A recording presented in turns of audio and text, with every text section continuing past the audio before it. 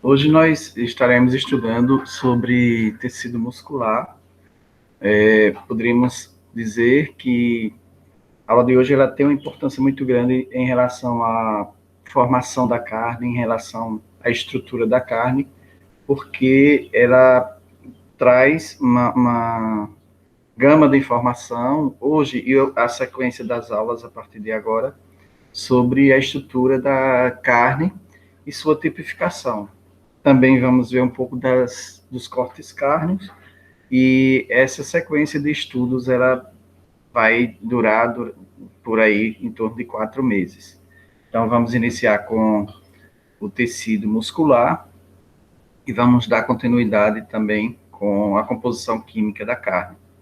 Então, os tecidos musculares, eles são responsáveis pelos movimentos corporais e são constituídos por células alongadas, denominadas fibras musculares.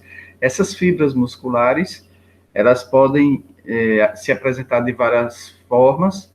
Essas formas, elas estão baseadas basicamente em uma estrutura inicial, né, ou seja, em feixes, ou uma estrutura que imita como se fosse, a gente pode pensar como um cabo, aqueles cabos elétricos ou cabos de som, onde a gente tem várias camadas. Nós temos um plástico, né, uma borracha que envolve um cabo, e dentro dele nós vamos ter vários outros feixes envolvidos também por outra estrutura que vai delimitando os espaços de cada outra estrutura interna.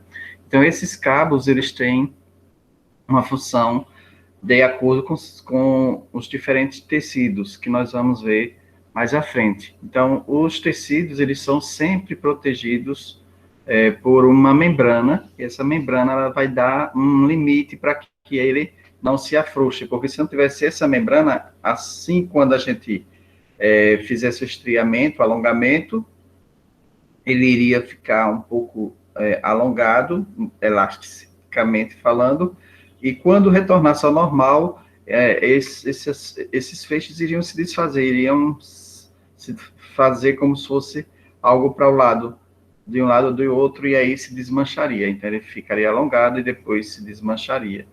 Então, para que não aconteça isso, existem, então, essas membranas que delimitam os espaços de alongamento e encurtamento dos músculos.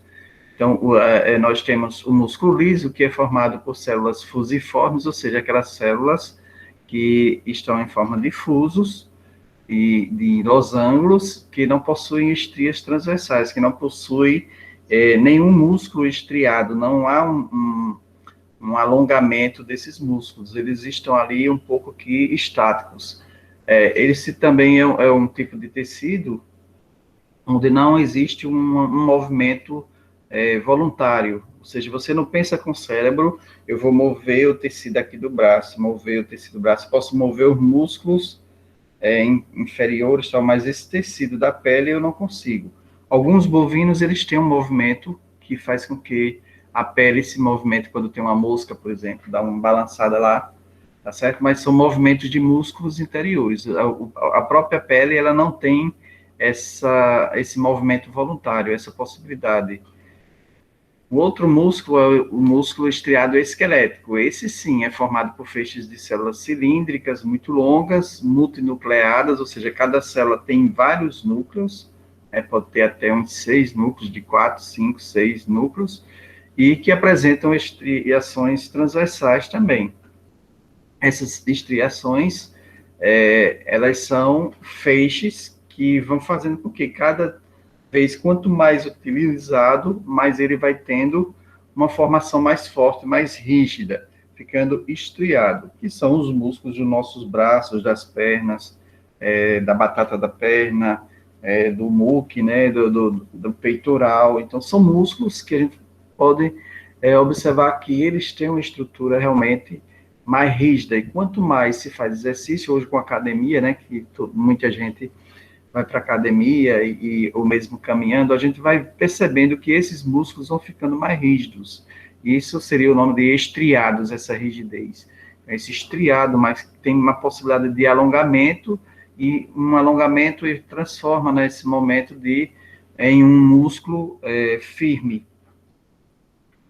Então, essas estriações transversais, elas têm contração rápida, vigorosa, e estão sujeitas a um controle voluntário do cérebro, ou seja, eu penso em levantar o meu braço, e aí eu encurto esses músculos aqui, e eu alongo esses músculos, eu encurto e alongo. Então, esse movimento todo, ele tem um controle do cérebro, é através da minha vontade, então, um controle voluntário, eu consigo movimentar os músculos estriados, assim como caminhar, né? Então, caminhar é um movimento voluntário, depende do meu cérebro, eu vou caminhar, eu começo a caminhar, eu dou o primeiro passo, o segundo, passa a ser automático, mas o cérebro, ele está comandando. Se o cérebro não comandar, a pessoa cai, ou vai em direção errada, ou não vai levantar a perna. Então, existe um movimento voluntário nesse caminhar.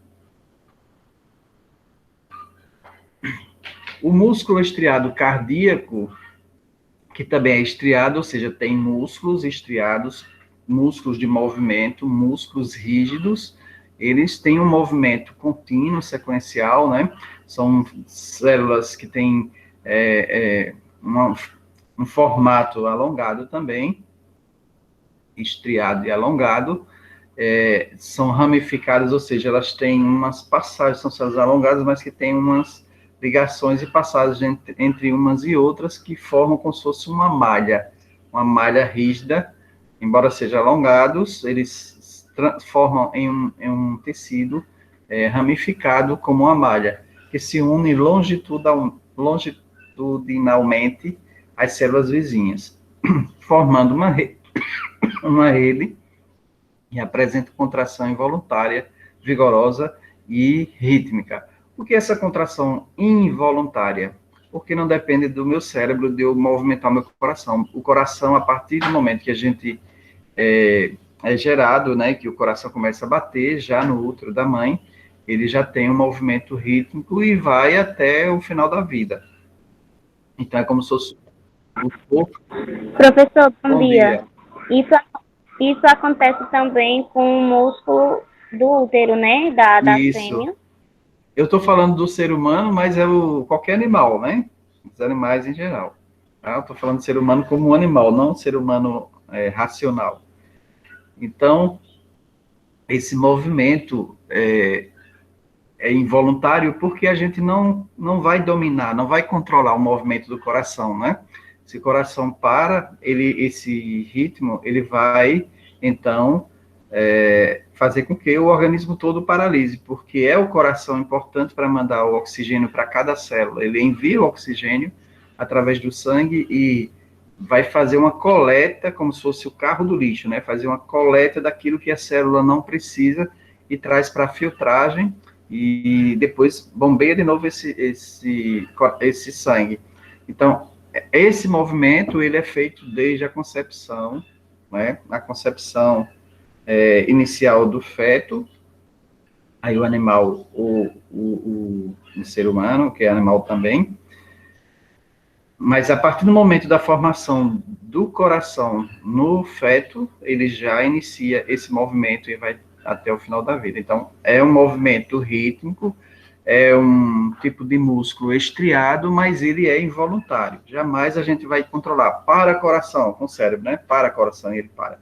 Algumas pessoas conseguem controlar um pouco a respiração, né? Tem aquele pessoal que fica embaixo d'água durante vários minutos, fica numa caixinha e paralisa a respiração vários minutos, diminui o coração, mas é um exercício que foi feito, foi aprendido durante vários anos para chegar a isso. Mas ele não controla completamente o coração, não paralisa o coração. Tá? Porque se paralisar o coração, os tecidos começam a morrer. Então, as células musculares são também diferenciadas e têm características tão peculiares que seus componentes recebem nomes especiais, ou seja, para que a gente diferencie toda essa formação das células dos músculos, então foi dado outros nomes para não confundir com os nomes das células comuns, tá certo? Dos tecidos em geral. Então, a membrana é chamada de sarcolema, ao invés de chamar membrana celular, a gente chamaria de sarcolema. O citoplasma a gente dá o nome de sarcoplasma, o retículo endoplasmático, que é a organela da célula, né, chamado de retículo sarcoplasmático, e as mitocôndrias de sarcossomas. Então, são esses os nomes que a gente vai ter mudanças, né, para poder diferenciar os tecidos musculares. Bom, com exceção dos animais excessivamente gordos, os músculos esqueléticos constituem a maior parte, de 35% a 65% do peso da carcaça. Então, poderíamos dizer que essa carcaça que é vendida dos animais, a gente vai estar vendendo basicamente os músculos do animal, porque os ossos, eles não vão contar como peso para comercialização. Alguns cortes, é claro, tem o osso também, né? Mas são os cortes mais baratos. Então, os principais cortes cárneos, eles têm uma musculatura livre, né? Livre dos ossos.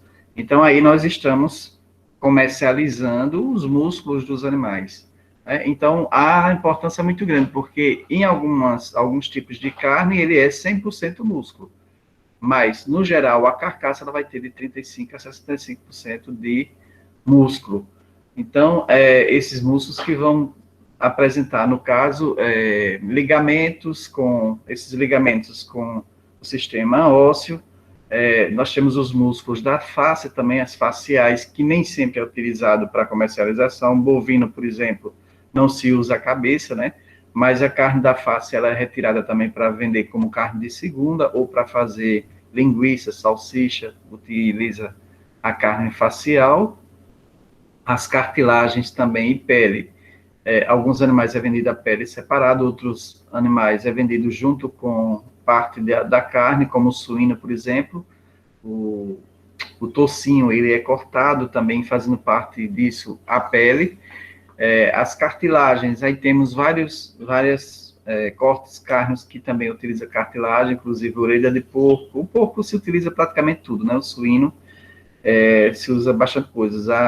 As aves, parte das cartilagens também fazem parte, e bovino aqui é mais seleto, né? O bovino ele tem uma quantidade muito grande de carne, e com isso, naturalmente, foi se selecionando mais algumas carnes diferenciadas, alguns cortes diferenciados, onde não se usa cartilagem. Mas, no geral, a gente utiliza as cartilagens em pequenas quantidades, também dos bovinos. Bom, a fibra muscular, nós temos figuras abaixo. Eu estou acompanhando o material que eu enviei para vocês verem antes, por isso eu estou iniciando a aula já com ela também. A fibra muscular é a unidade fundamental da estrutura do músculo. Então, o músculo ele é formado por uma quantidade enorme de feixes musculares, e esses feixes musculares, dentro dele, tem as fibras musculares, e as fibras musculares têm as miofibrilas. Então, toda essa estrutura é formada e tem toda uma composição para que ela funcione com essa possibilidade, né, de alongamento e encurtamento voluntário, ou também aqueles tecidos que são involuntários. Mas a gente vai ver mais as fibras que são estriadas, ou, aliás, os músculos que são estriados, tá certo? Então, cada fibra apresenta envolvida por tecido conjuntivo denominado endomísio. Tá? Então, o endomísio é aquela capa que eu falei inicialmente, é aquela capa que envolve a fibra muscular. Então, vamos pensar só em uma unidade de fibra muscular. Ela vai ter uma cobertura, um envoltório chamado endomísio.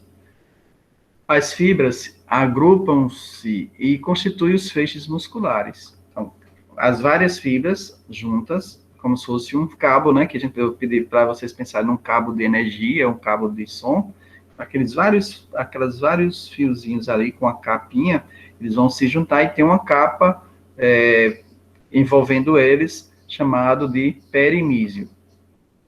Então, perimísio, ele vai envolver as várias fibras, um conjunto de fibras.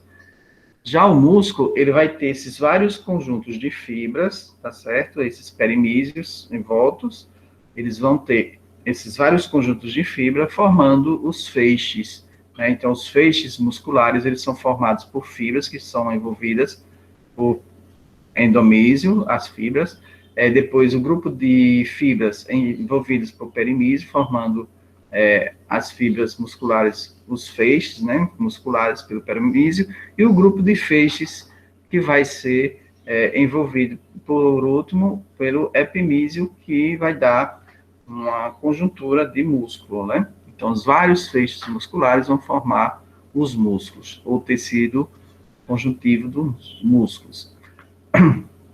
Então, o músculo, ele está intimamente ligado ou associado às fibras musculares e o tecido conjuntivo.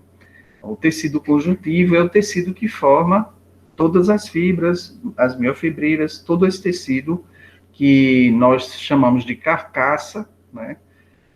Ele é formado pelo tecido ósseo, mas aí ele é formado pelo tecido que formam toda essa parte de músculos, que são todos eles formados por tecido conjuntivo, o tecido que vai formar, né, que vai fazer com que haja toda essa massa de feixes de fibras musculares. Baixando aqui um pouquinho, deixa eu ver aqui. A miofibrila, ela já é uma organela especificamente do tecido muscular. A gente pode observar mais embaixo, depois na figura 3, 4, 5, que são banhadas pelo sarcoplasma e se estendem pelo comprimento total da fibra. Então, a miofibrila, ela é chamada também, ela é a parte, né, onde vai estar as proteínas que vão fazer esse movimento, que vão proporcionar a movimentação do músculo. Então, quais são os movimentos do músculo? Então, seria somente dois, né, bem simples. Nós temos um movimento de alongamento e um movimento de retorno ao estado normal, que seria o encurtamento. Mas, para que haja isso, voluntariamente, o meu cérebro está mandando a mensagem, tem que acontecer várias ações bioquímicas para que seja realizada, certo? Então, por isso que a gente tem que estar alimentado, a gente tem que ter energia, a gente tem que ter comido algo que tenha cálcio, que tenha fósforo, a gente tem que ter bastante energia para poder se movimentar. Para um atleta correr, ele precisa se preparar durante vários dias, até para ter um armazenamento de energia. Essa energia vai estar na forma de ATP ou na forma de açúcares iniciais, como o glicogênio, por exemplo. Então, essa preparação toda é para exatamente fornecer aquilo que os músculos vão precisar na hora de alongamento e encurtamento. Então, quanto mais rápido esse movimento e com um tempo maior, mais eu vou precisar desses elementos bioquímicos. Não é isso? Então, naturalmente, a gente precisa diariamente de tomar café da manhã, almoçar, jantar. Os animais vão pastar, tem a dieta toda 2, 3 vezes por dia, dorme, descansa, mas aí eles precisam de tudo isso para manter essa energia e esses nutrientes necessários para essa movimentação. Além disso, precisa da energia da manutenção da temperatura do corpo. Então, essa energia ela é transformada a partir dos alimentos, é absorvida a partir dos alimentos e é enviado para os músculos, para que haja esse movimento voluntário.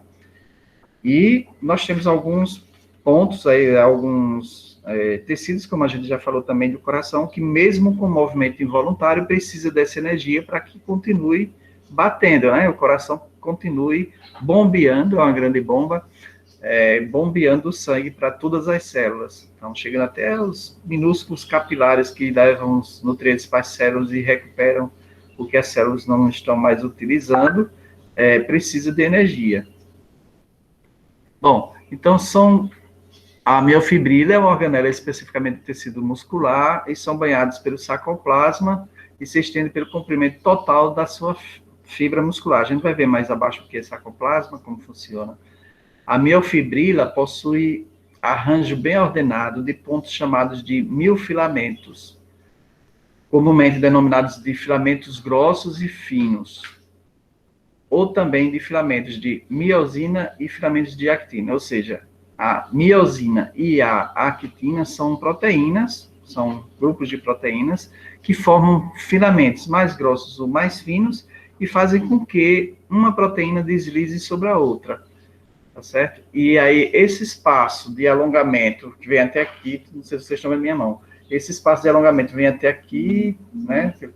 Deixa um ponto conexo e depois volta. Esses espaços aqui, então, daqui desse ponto até aqui, desses dois pontos, do ponto aqui até aqui, nós temos uma banda, né, um tecido, e nós temos linhas que vão dividir aqui, se a gente pegar a minha mão aqui e aqui, mais ou menos, para fazer esse deslizamento, vai ter um alongamento e vai ter um encurtamento.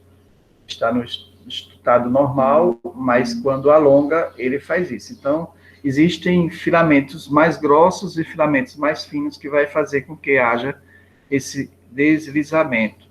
E como resultado dessa disposição, denominamos de banda 1, aquela que é formada pelos filamentos finos, tá certo? Os filamentos que vão estar interno são os filamentos finos que seguram esse espaço para que não haja um afrouxamento e vá embora, né? Ele tem algumas que são fixas, que seguram esse movimento para que as fibrilhas, os miofilamentos, aliás, não sejam perdidos, não se quebrem. A banda A é formada principalmente por filamentos grossos. Então, aqueles filamentos mais grossos que vão e vêm, formado, é chamado de banda A. Esse espaço em que eles vão se locomover. No centro de cada banda, aparece uma linha transversal escura, que é chamada de linha Z. É como se fosse um cisilhamento. O que é cisilhamento? Seria quando a mãe, antigamente, não sei, hoje ninguém nem faz roupa mais, mas pega uma agulha com a linha e sai fazendo isso, ó. Bota, não sei se você, antigamente as pessoas faziam banhado da calça assim, né? Era tuf, tuf, tuf, tuf. Dava para cima um furo, aí puxava a linha para baixo. Isso é cisilhamento, tá certo? É como essa linha Z, ela sai perfurando todos os miofilamentos, costurando eles. E não é uma linha que ele vai ter uma linha dessa de algodão que a gente tem, mas é como se fosse uma linha de músculo, ou um nervo, aquela linha branquinha que a gente vê, às vezes, quando está comendo a carne, vê que tem uns filamentos, umas linhazinhas brancas. Ela é exatamente essa linha Z. Seria a linha que vai cisilhar, que vai costurar os filamentos. Deixa eu passar aqui um pouquinho para a gente ver. Aqui, ó, nesse feixe de fibras musculares, a gente vê aqui os vários feixes formando o músculo. Aqui nós teremos o músculo, né? Então, os vários feixes com as miofibrilas são esses pontinhos. Então, nós temos aqui, entre uma linha, aqui a linha Z, ó, que costura esse feixe, certo? A banda A, que seria o espaçozinho, esse espaço onde os filamentos vão estar se locomovendo. E essa linha Z, ela vai dar um limite para que o feixe não se desmanche. Pela costura ali, aquele grupo de feixes, né, aquele grupo de fibras, e aí ela não permite que isso se desfaça, e ela faz com que haja uma divisão, um limite ali de espaço onde ele vai poder ir e voltar, tá? Fica amarradozinho. É como se a gente pegasse um monte de capim aqui, um feixe de capim, e amarrasse a cada pau, mais ou menos, a gente amarrasse com barbante, tá? E dentro há uma possibilidade de movimento, mas a gente não pode afrouxar completamente. Se você tirar esse barbante com um monte de capim, se você fizer isso e voltar, ele começa aí na parte horizontal, né? Se escapulir aí e ir embora. Então, essa linha Z, ela amarra isso. Então, esse espaço que a gente tem, nós chamamos esse espaço todo aqui, entre uma linha e outra, de banda A. O espaço fixo a gente chama de sarcolema, esse espaço que está todas as miofibrilas. E a banda I seria essa banda que nós temos geral formando todo esse espaço de movimento, mas em que há um limite com a linha Z. todo esse conjunto aqui nós chamaríamos de banda 1, ou banda de miofibrilas com seus movimentos. Aqui nesse desenho a gente pode ver dentro do feixe muscular, né, como estaria o músculo aqui com todos os seus vasos, colágeno, artéria, as fibras musculares. Aí nós temos aqui o sarcolema, que seria esse conjunto, esse espaço aqui que delimita com essa cobertura, né, que delimita o feixe muscular, a fibra muscular. Nós temos aqui mostrando um pouquinho os núcleos dos feixes musculares, ou seja, cada célula tem vários núcleos. E aqui dentro nós teremos as miofibrilas e os miofilamentos, que são a actina e miosina, são as proteínas menores, né? Esse desenho a gente começa com o músculo, então se a gente cortar um pedacinho aqui de um músculo, nós temos os ossos, inclusive aqui, ó, a cabecinha aqui do osso, e os ligamentos, a inserção dos músculos, né, com os ligamentos na estrutura óssea. Então, se a gente tirar aqui um feixe muscular, a gente depois separaria somente uma fibra muscular aqui. Nessa fibra muscular, a gente vai tirar exatamente essa estrutura, onde a gente vai ter a linha Z aqui, ó, as linhas Z aqui, nessa parte, outra linha Z.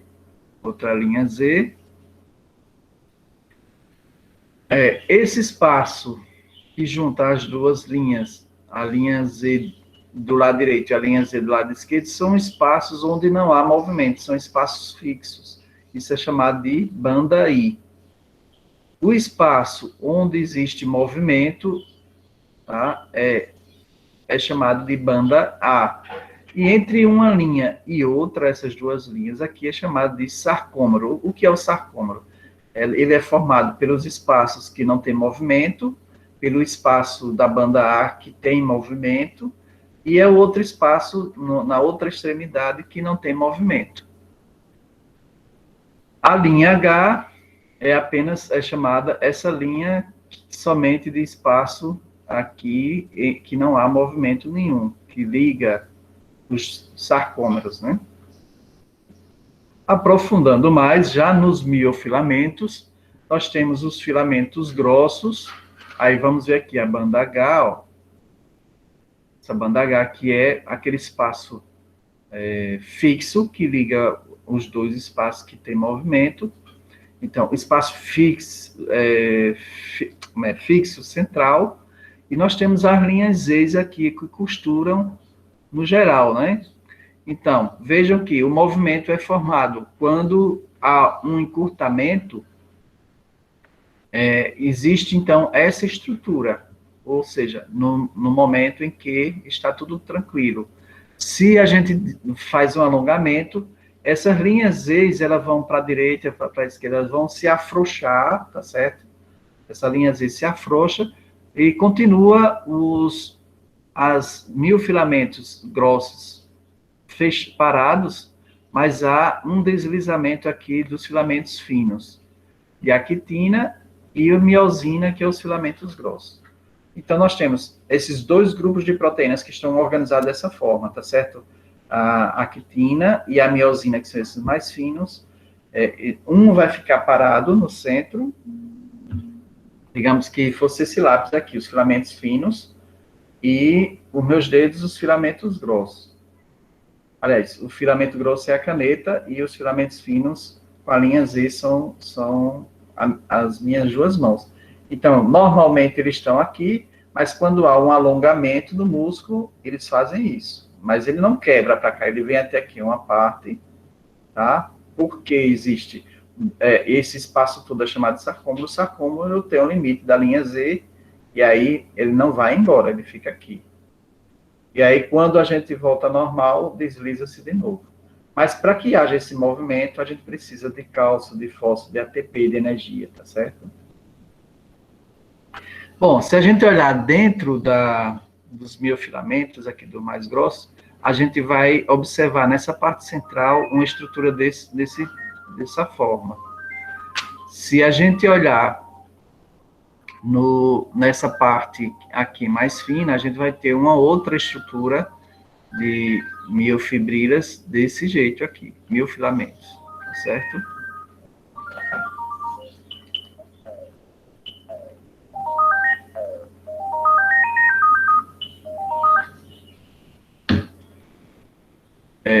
Bom, desse lado direito aqui, nós vamos ter as moléculas de actina C, ou seja, essas moléculas são essas aqui que estão falando, que são os filamentos finos, e esse mais grosso aqui são os filamentos de miosina, que são os filamentos mais grossos. Então, as proteínas que formam os filamentos mais grossos são as miosinas, e os filamentos mais finos são as actinas. Vejam que esses mais finos, eles estão em filamentos pequenininhos como células, e eles estão entrançados, como se fosse uma trança. Deixa eu pegar 2 cabos aqui para fazer. Então, eles não estão dessa forma, somente os filamentos.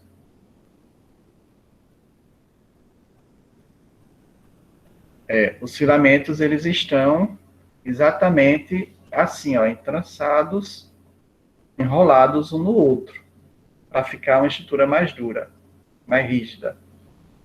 Tá? Então, os filamentos finos, eles vão estar nesse sentido aqui, que são os filamentos de actina.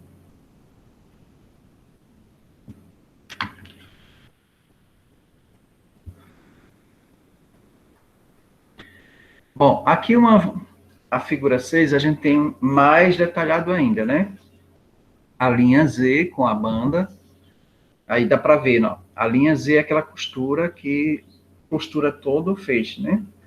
Então, a linha Z, dentro daquilo lá, nós vamos ter do lado direito uma parte que não tem movimento da linha Z, formada por todos os miofilamentos, outra parte do lado esquerdo, essas duas partes aqui, do lado direito e do lado esquerdo, nós chamamos de banda I. Essa linha central, onde tem movimento de um lado do outro, nós chamamos de banda H, né? Ou zona H, que é uma pseudo é falsa, né?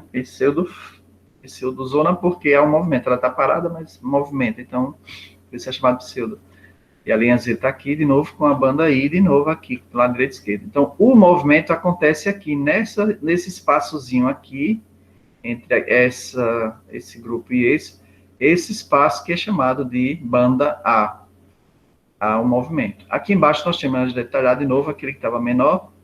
Nós temos a zona H, ou pseudozona H, aqui no centro, que é o movimento, a zona onde há o movimento. A linha Z aqui, linha Z. E aí nós temos os miofilamentos mais grossos, que são a miosina, e os filamentos finos, que são a actina, que estão assim, enroladozinho, né, para que fique mais firme. Eles são fininhos, então se enrolam para ficar mais rígidos. Bom, e o movimento, o encurtamento e o alongamento dessas duas linhas, e elas se juntam e se separam, com os filamentos assim, tá? Então, alguma pergunta aí, pessoal?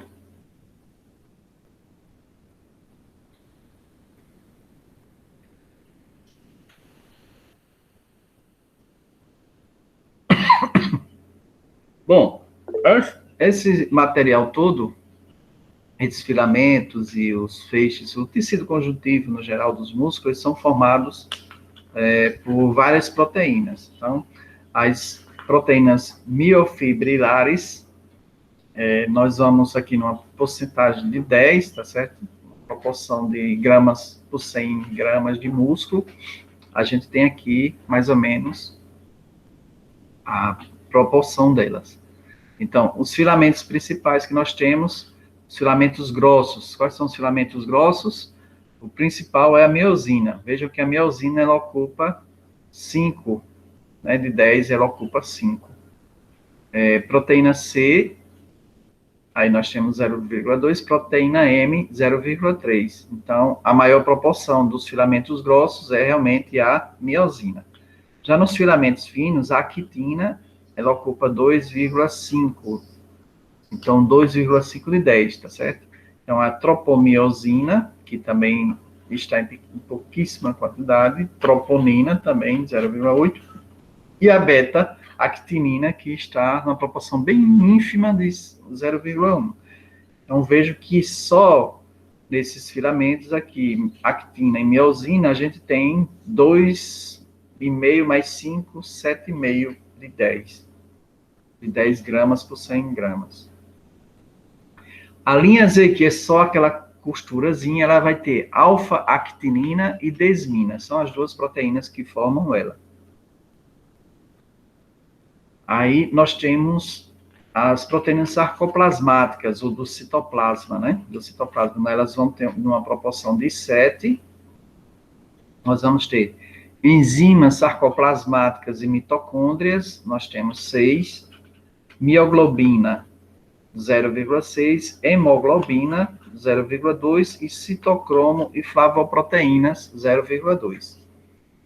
Então, vejam que os filamentos, eles têm uma proporção de 10, já é maior do que as proteínas sarcoplasmáticas, aquelas proteínas que estão envolvendo o sarcoplasma, né?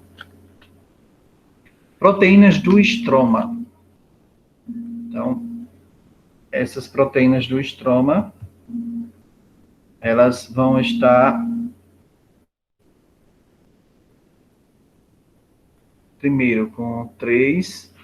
Então, nessas proteínas do estroma, nós vamos ter aqui o colágeno e reticulina 1,5, elastina 0,1 e outras proteínas insolúveis 1,4. Então, total de gramas por 100 gramas do músculo, né, nós vamos ter, formando essa parte dos feixes de movimento muscular, essa parte aí nós vamos ter 20 gramas para cada 100 gramas.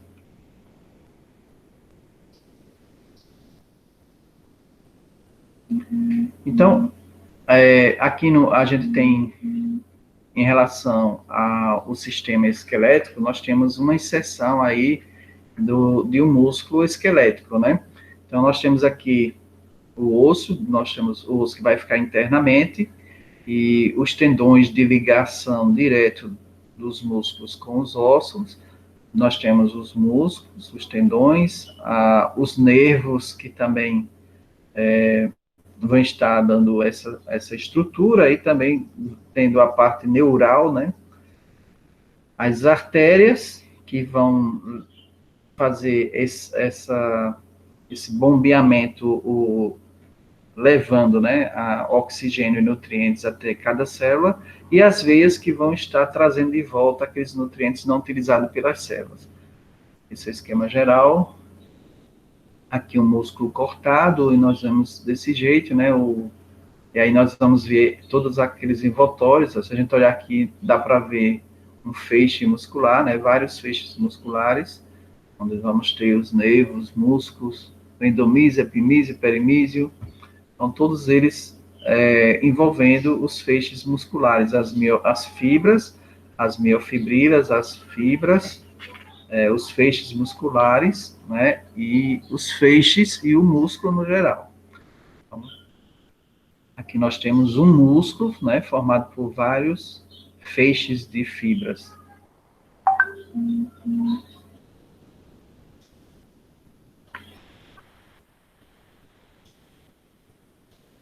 Isso aqui a gente já viu. Bom, então, também nós observamos que as características dos músculos em relação a seu funcionamento, ele tem um pouco a ver também com a coloração da carne, né? A gente sabe que tem as carnes mais escuras, as carnes vermelhas e as carnes mais brancas. Não é isso? Então, as características das fibras musculares vermelhas, intermediárias e brancas dos animais de abate. Então, nós temos aqui, é claro, a gente não está falando aqui de animal selvagem, ou de animal de caça, que tem uma coloração, às vezes, diferenciada.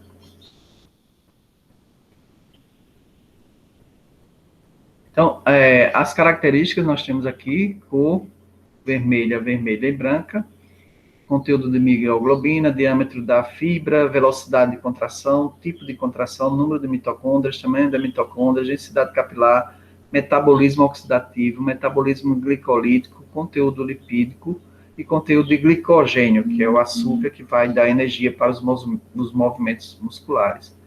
Bom, primeiro, em relação à cor, aí nós temos fibras vermelhas, as fibras intermediárias e as fibras brancas.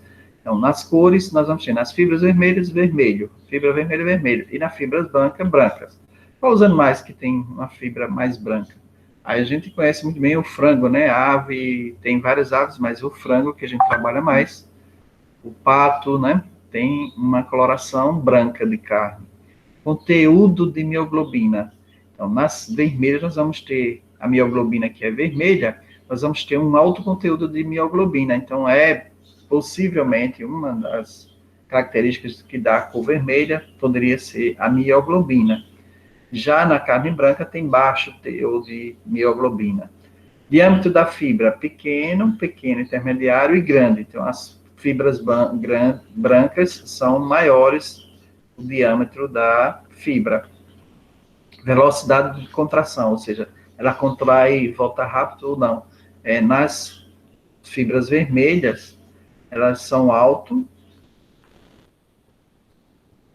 Aliás, velocidade de contração é lenta, nas fibras vermelhas é rápido, ou intermediária, e as brancas são mais rápidas. Então, as aves que precisam voar e precisam de mais movimento, eles têm uma fibra mais rápida, uma velocidade de contração mais rápida. É claro que ele precisa de movimento mais rápido. Tipo de contração pode ser tônica e fásica. Então, a contração tônica e fásica, essa parte aí vocês vão ter que rever um pouco de fisiologia, tá certo? Na parte de busca de energia para que haja o movimento muscular. Número de mitocôndrias. Nós temos um alto número de mitocôndrias também na fibra vermelha, intermediário na fibra intermediária e baixo na fibra branca. Quantidade também de mitocôndrias menor. Tamanho de mitocôndrias: grande na vermelha e pequeno na branca. Densidade capilar: grande e pouca densidade também na fibra branca. Metabolismo oxidativo: abundante, intermediário e escasso, ou seja, a oxidação, o metabolismo oxidativo, ele é prioritário, né, abundante na fibra vermelha. Já na branca não há oxidação. Já então, o metabolismo glicolítico. O glicolítico, que é escasso na vermelha porque é abundante e oxidativo, e é abundante na fibra branca. Então, nós temos aqui uma diferença muito grande, né? Ou seja, o metabolismo, o tipo de metabolismo das fibras. No caso da vermelha, o prioritário é oxidativo, e já na branca, o prioritário é glicolítico, ou seja, a partir da utilização já dos açúcares formados, né? Na glicólise é que é utilizado. Então, normalmente, esses animais que têm uma fibra branca, que essas fibras também precisam ter uma alta velocidade de encurtamento e alongamento, ou seja, basicamente são aves que voam, né, ou que caminham muito, ou que correm muito, eles precisam desse tipo de metabolismo, ou seja, retirada da energia já de uma formação glicolítica, não oxidativa, e ainda formar pela oxidação, né, a sua fonte de energia. Conteúdo lipídico ou de gorduras alto nas vermelhas e muito baixo nas brancas. Basicamente não tem reserva de gordura para oxidar, porque ele já pega creio que em forma de açúcares mais mais curtos, mais fáceis, a partir da glicólise, como o glicogênio, por exemplo, que já está praticamente pronto para entrar na glicólise. E o conteúdo de glicogênio baixo, aqui, exatamente, porque ele ainda vai formar, né, tem uma formação mais lenta, e aqui tem uma utilização rápida, vai ter uma necessidade de glicogênio muito grande, porque praticamente todo o seu metabolismo ele está fundamentado nessa retirada da energia a partir do glicogênio. Então, a partir do metabolismo glicolítico. Então, essas são as características principais. Bom, o tecido epitelial é encontrado na carne em menor quantidade, entretanto, os aspectos de frango frito se devem em parte às proteínas deste tecido e do tecido conjuntivo subjacente, ou seja, ele tem uma certa quantidade de gordura no frango que vai dar a possibilidade de fritura, de cozimento, principalmente de fritura, com características específicas, né? Então, normalmente se usa a pele do frango já como uma das gorduras necessárias para que seja feito o processo. Então, o tecido epitelial forma as membranas das superfícies externas e internas do corpo e são separadas da carcaça durante o processo de abate, como ocorre em bovinos e ovinos, constituindo importantes subprodutos, no caso de suínos e aves, e faz parte da carcaça.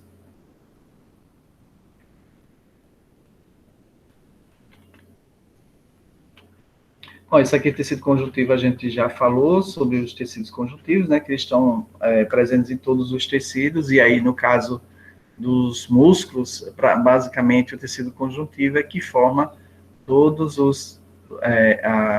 tem toda a formação de feixes, fibras, tecidos periféricos, né, que envolvem as fibras e os feixes musculares. Então, o tecido... classificação dos tecidos conjuntivos, né? Tecido conjuntivo típico, que é o comum, que a gente tem no geral, como as carnes, todas a pele, os músculos, e aí nós temos também o tecido conjuntivo de propriedades especiais. Aí nós temos o tecido adiposo, que é aquele tecido que forma ou que armazena gordura, como o tocinho no suíno, a banha de qualquer parte de uma vaca, por exemplo, mais no abdômen, na carcaça, está mais no abdômen, o tecido elástico, né, que das mandíbulas, por exemplo, que se tem elasticidade, os tecidos musculares também, os reticulares, que formam todo o tecido também de estruturas internas, de artérias e intestinos e sistemas digestivos. O tecido mucoso, aí nesse tecido mucoso nós temos vários tecidos colaginosos, temos o sangue, temos várias secreções, né, que estão nesse tecido mucoso, a parte interna dos ossos também. O tecido cartilaginoso, nós temos as cartilagens, no geral, como o nariz, né, os animais têm várias cartilagens também. E o tecido ósseo, importantíssimo, que é aquele tecido que dá toda a sustentação ao esqueleto, né? Toda a sustentação para que haja uma formação de um corpo no geral do animal. Então, o tecido adiposo é um tecido especial de tecido conjuntivo, onde se observa grande predominância de células adiposas, de gorduras, que se caracterizam por armazenar gorduras neutras, e é conhecido também como graxa ou gordura. Bom, pessoal, esse aqui, na revisão, a gente viu vários textos, eu coloquei lá no Classroom também alguns textos complementares, tem figuras. Se vocês entrarem no Google e buscar por imagens de tecidos, vocês vão ter muito mais informação também dessa parte. No YouTube também tem alguns vídeos animados sobre os músculos, que vocês podem assistir e complementar e ver exatamente esse movimento de encurtamento, a bomba de cálcio, tá certo? Então, tudo isso é interessante que vocês revejam. E aí, vejam na parte de fisiologia, como funciona a bomba de cálcio, tá certo? Como é que é fornecido, o que é que precisa, quanto de ATP precisa para liberação de energia, os tipos de utilização de energia glicolítica também oxidativa. Isso aí vocês podem dar uma revisada da parte de fisiologia animal, tá certo? Então, vamos dar agora um intervalo de 15 minutos, certo? E retornamos. São 10 horas, 10h15, a gente retorna, ok? Alguma pergunta? Ok, professor. Não, tem pergunta não agora. Pronto, então vamos dar um intervalozinho de 15 minutos, tá ok? Para a gente tomar uma água, quem precisar no banheiro vai, e assim vai. Vou parar aqui a gravação.